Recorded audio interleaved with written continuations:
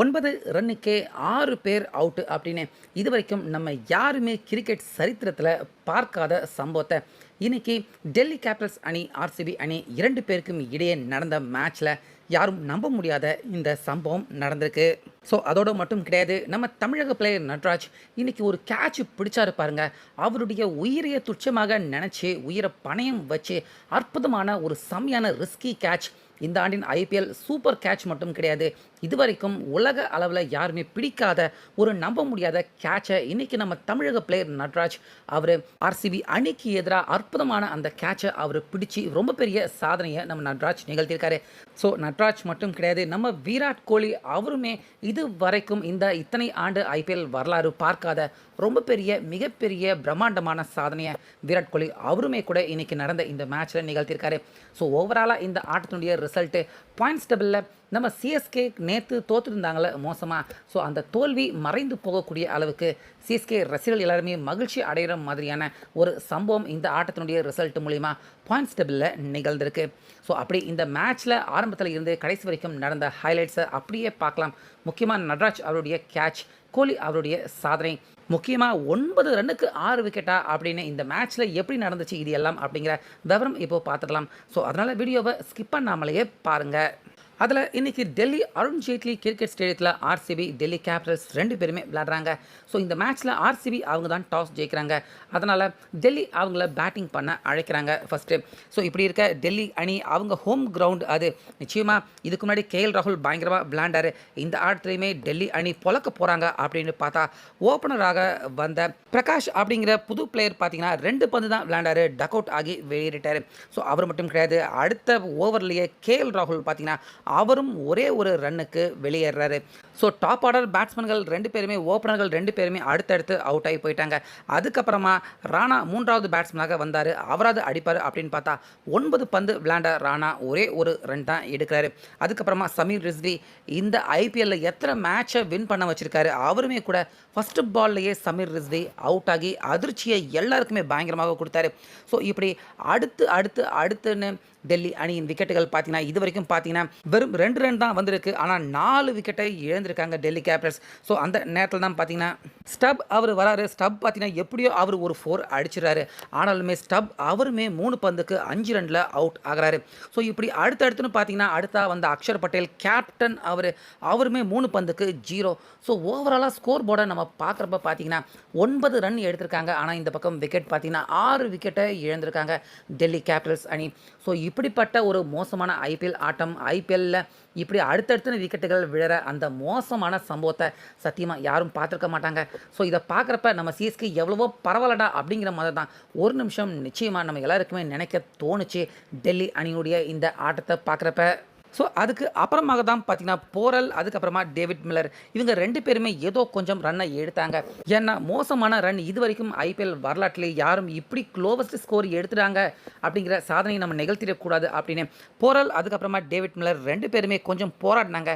இதில் போரல் ஒரு 30 ரன் எடுத்து கொடுத்தாரு, டேவிட் மில்லர் 19 எடுத்தார். அதுக்கப்புறமா கைல் ஜேமிசன் அவர் ஒரு 12. ஸோ ஓவராலாக அப்படி இப்படின்னு கஷ்டப்பட்டு எப்படியோ 50 ரன்னை கடந்து 75 ரன்களை எடுத்து முடிச்சாங்க டெல்லி கேபிட்டல்ஸ். ஸோ கரெக்டாக பார்த்தீங்கன்னா 99 பந்து ஃபேஸ் பண்ணி 75 ரன் எடுத்தாங்க. 10 விக்கெட்டையுமே டெல்லி கேபிட்டல்ஸ் அணி இழந்துட்டாங்க. ஸோ இப்படி பொட்டுன்னு இங்கே டெல்லி கேபிட்டல்ஸ் அணியின் விக்கெட்டை வைத்திருக்காங்களே, அப்படி ஆர்சிபி அணி பக்கம் யாரா அந்த போலிங்கை பயங்கரமாக போட்டது அப்படின்னு பார்த்தீங்கன்னா அந்த முதல் 5-6 விக்கெட்டை வீழ்த்தினது வேறு யாரும் கிடையாது, புவனேஷ்குமார் அதுக்கப்புறமா ஹேசல்வுட் இவங்க 2 பேரும் தான் இந்த அளவுக்கு பயங்கரமாக பந்து வீசி டெல்லி அணியை சின்ன பின்னம் ஆக்கிட்டாங்க.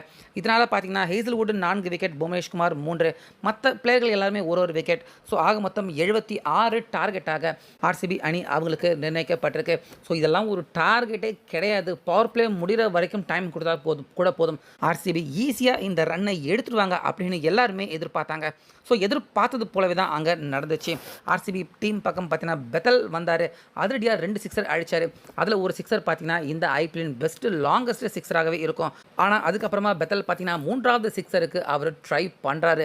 அந்த 3வது சிக்ஸர் தான் பார்த்தீங்கன்னா பயங்கரமான ஒரு கேட்சை நம்ம தமிழக பேர் நட்ராஜ் அவர் பிடிக்கிறாரு. அதுவும் எப்படின்னா எப்பயுமே கிரிக்கெட் விளையாடுறவங்களுக்கு நிச்சயமாக தெரிஞ்சிருக்கும், ரிவர்ஸில் ஓடிக்கிட்டே பாலை பார்த்துக்கிட்டு தலைக்கு மேலே வர அந்த பாலை பார்த்துக்கிட்டு கேட்ச் பிடிக்கிறது அவ்வளவு எளிதில் கேட்ச் பிடிக்கக்கூடிய விஷயம் அது சத்தியமாக கிடையாது. ஆனால் அப்படிப்பட்ட ஒரு ரிவர்ஸ் ரன்னிங் கேட்ச்சு பாலை மேலே தலை மேலே பார்த்துக்கிட்டே நட்ராஜ் பார்த்தீங்கன்னா அவர் ஓடிக்கிட்டே போயிருக்காரு.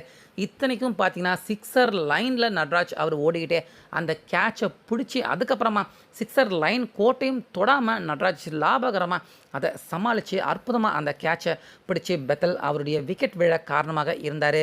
ஸோ நட்ராஜ் அவருடைய அந்த கேட்சை பார்க்குறப்ப இந்த ஒரு சம்பவமே போதும்டா டெல்லி கேபிட்டல்ஸ் அணிக்கு அப்படிங்கிற மாதிரி தான் நட்ராஜ் இந்த மேட்ச்சில் பிடிச்ச கேட்ச் டெல்லி அணிக்கு ஒரு ஆறுதல் விக்கெட்டையும் கொடுத்துருந்துச்சு. ஒரு செம்மையான ஒரு சம்பவத்தை நம்ம செஞ்சோம் இந்த மேட்ச்சில் அப்படிங்கிற தோல்வி அடைஞ்சிருந்தாலும் அந்த திருப்தியை டெல்லி கேபிட்டல்ஸ் அணிக்கு கொடுத்துருந்தாரு நம்ம நட்ராஜ். ஸோ தொடர்ந்து அடின்னு படிக்கல் அடிக்கிறாரு. உள்ளே வந்த படிக்கல் பார்த்தீங்கன்னா 3 4 3 சிக்ஸர் அடித்து தடால் புடால்னு ஏறக்குறைய மேட்சை முடிச்சிட்டாரு. இந்த பக்கம் நம்ம விராட் கோலி அவரு கூட ஒரு 23 ரன் எடுக்கிறாரு விராட் கோலி. ஸோ இதன் காரணமாக விராட் கோலி எத்தனையோ சாதனைகள் அவர் பண்ணி நம்ம பார்த்துருக்கோம். இந்த மேட்ச்லையுமே யாரும் நிகழ்த்தாத ஒரு ஐபிஎல் ரெக்கார்டை விராட் கோலி செஞ்சு முடிக்கிறாரு. அது என்ன அப்படின்னு பார்த்தீங்கன்னா 9000 ரன்களை விராட் கோலி கடக்கிறாரு. ஐபிஎல் ஹிஸ்ட்ரியில் 9000 ரன் எந்த ஒரு பிளேயருமே கடந்ததில்லை. விராட் கோலி அந்த சாதனையை இன்றைக்கி நிகழ்த்தி டெல்லி அணியை வீழ்த்தி அதே போல் ஆர்சிபி அணிக்கு வெற்றியை வாங்கி கொடுத்துருக்காரு. ஸோ ஆர்சிபி டீம் அவங்க என்ன தான் இந்த மேட்ச்சில் இவ்வளோ பெரிய வெற்றி, ஏன்னா கிட்டத்தட்ட 6 ஓவருக்கெல்லாம் மேட்சை முடிச்சிட்டாங்க. கிட்டத்தட்ட ரன் ரேட் கண்ணா பின்னான்னு ஆர்சிபி அணிக்கு எகிரி போயிருக்கு. டெல்லி கேபிட்டல்ஸ் அணி அவங்களுமே மைனஸ்க்கு கீழே வந்துட்டாங்க. ரன் ரேட் அடி வாங்கியிருக்கு. ஆனாலுமே ஆர்சிபி டீம் இவ்வளோ பெரிய வெற்றி இந்த ஆட்டத்தில் அடைஞ்சிருந்தோம். பஞ்சாப் கிங்ஸ் அணியை கீழே தள்ளி ஆர்சிபி அவங்களால மேலே போக முடியல. ஸ்டில் பஞ்சாப் அவங்க தான் பாயிண்ட்ஸ் டேபிளில் எந்த தோல்வியும் இல்லாமல் முதல் இடத்துல இருக்காங்க. அதே போல் நம்ம சிஎஸ்கே அணிக்கு ஒரு நல்ல விஷயம் பாயிண்ட்ஸ் டேபிளில் நடந்திருக்கு. அது என்ன அப்படின்னு பார்த்தீங்கன்னா நேற்று சிஎஸ்கே தோல்வி அடைஞ்சிருந்தாலும் நம்ம சிஎஸ்கேக்கு கீழே புள்ளிப்பட்டியலில் இருக்கிறவங்க எல்லாருமே ஜெயிச்சு அவங்க மேலே வந்துட்டா சிஎஸ்கேவுக்கு அது கெட்ட செய்தி தான். ஆனால் அந்த வகையில் இன்றைக்கி டெல்லி சிஎஸ்கேக்கு கீழே தான் இருக்காங்க. அவங்க தோல்வி அடைஞ்சிருக்காங்க. அதுவும் ரொம்ப மோசமான தோல்வியை டெல்லி கேபிட்டல்ஸ் நம்ம சிஎஸ்கேக்கு கீழே இருக்காங்க, தோல்வி அடைஞ்சிருக்காங்க. ஸோ இதே போல் தான் நேற்று கூட பார்த்தீங்கன்னா லக்னோ அவங்களும் சிஎஸ்கேக்கு கீழே இருக்கிற டீம் தான், அவங்களும் தோல்வி அடைஞ்சிருந்தாங்க. இதனால் சிஎஸ்கே அணி தோல்வி அடைஞ்சிருந்தாலுமே அந்த தோல்வியால் கிடைக்கக்கூடிய அந்த இழப்பு சிஎஸ்கே அணியை பெருசாக பாதிக்காத அளவுக்கு அடுத்தடுத்து சிஎஸ்கேக்கு கீழே இருக்கிற டீம் எல்லாருமே தோல்வி அடைஞ்சு அவங்க மேலே வர முடியாமல் கஷ்டப்படுறாங்க. ஸோ இது நிச்சயமாக சிஎஸ்கே அணிக்கு அந்த தோல்வியின் பாதிப்பு ஏற்படலை. அடுத்த ஆட்டங்கள் சிஎஸ்கே ஜெயிச்சா ஈஸியாக மேலே போகிறதுக்கான நல்ல வாய்ப்பு. இப்போ சிஎஸ்கே தோற்றதுக்கு அப்புறமா அடுத்தடுத்த 2 ஆட்டங்கள் மற்ற அணி அவங்களுமே தோல்வி அடைஞ்சதால் சிஎஸ்கே அணிக்கு பாயிண்ட்ஸ் டேபிளில் நல்ல விஷயம் நிச்சயமாக நடந்திருக்கு. அந்த வகையில் இது வரைக்கும் ஐபிஎல் வரலாறு பார்க்காத ஒரு மோசமான சம்பவம் 9 ரன்னுக்கு 6 விக்கெட் டெல்லி அணி இழப்பு. நம்ம நட்ராஜ் அவர் பிடிச்ச அந்த அற்புதமான கேட்ச், அதே போல் விராட் கோலி 9000 ரன்களை கடந்து ஐபிஎல் ஹிஸ்ட்ரியில் இந்த மிகப்பெரிய சாதனையை நிகழ்த்தியிருக்காரு. ஸோ இந்த 3 சம்பவத்தில் எந்த சம்பவம் உங்களுக்கு ரொம்ப அதிர்ச்சியை கொடுத்துச்சு? அதாவது நட்ராஜ் அவருடைய கேட்சா, இல்லை 9 ரன்னுக்கு 6 விக்கெட்டா, இல்லை கோலி அவருடைய அந்த சாதனை 9000? இதில் எது உங்களுக்கு அதிர்ச்சி, சந்தோஷம் எல்லாமே கொடுத்துச்சு அப்படிங்கிறத நிச்சயமாக கமெண்ட்டில் சொல்லுங்கள். இன்றைக்கி நடந்த மேட்சை பற்றின உங்களுக்கு கருத்தையும் கமெண்ட்டில்